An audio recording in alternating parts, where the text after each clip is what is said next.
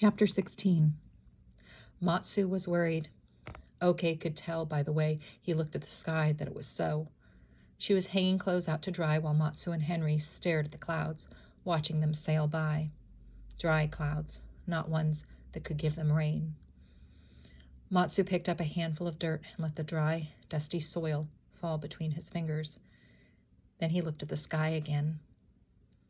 "Those aren't rain clouds, Matsu," said Henry. "They're just teasers, letting us get some hope in our minds. Nope, those aren't going to help at all." And he sighed deeply.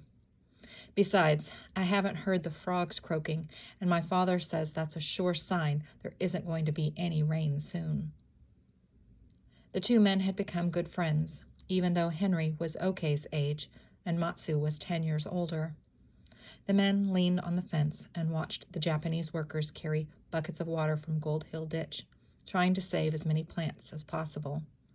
The water in the ditch was low, but still flowing. All the farmers were conserving water, letting some of their crops die and trying to save what they could. At least the gold miners weren't bothering them anymore. Okei shivered as she remembered the trampled plants and the stunned looks on the workers' faces the following morning. That was 6 months ago, and now they had a different problem, a dry winter. Matsu spoke slowly. Okei could understand English much better now.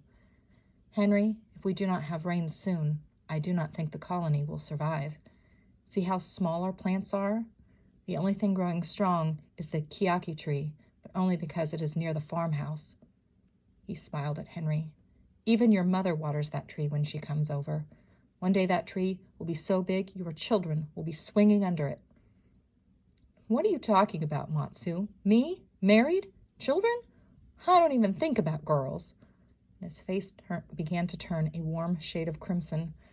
Okei's face turned red at the thought of marriage, too.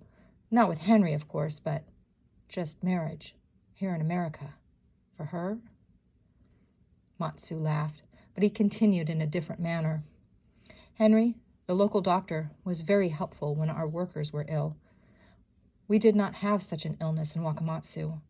Our doctor, Takano-san, did not know what to do when the fever came. Without your doctor's help, some of the men would probably have died." Okei understood most of what Matsu was saying, and she smiled. She had seen how quickly the men improved as soon as they received the medicine the local doctor brought. The doctor visited often, even bringing flowers to the ladies.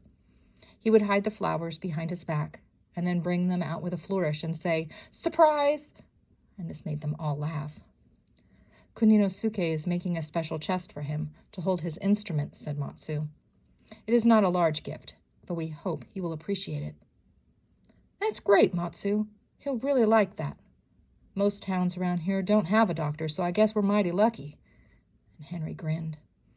"My mother makes apple pies especially for him, and he sure does enjoy them. Why, I swear I've seen that man eat one of those pies all by himself in 5 minutes easy." Henry and Matsu fell quiet, and Okei knew they were both hoping for rain that would not fall. She too looked up at the sky and prayed for clouds to grow large and gray and bring rain.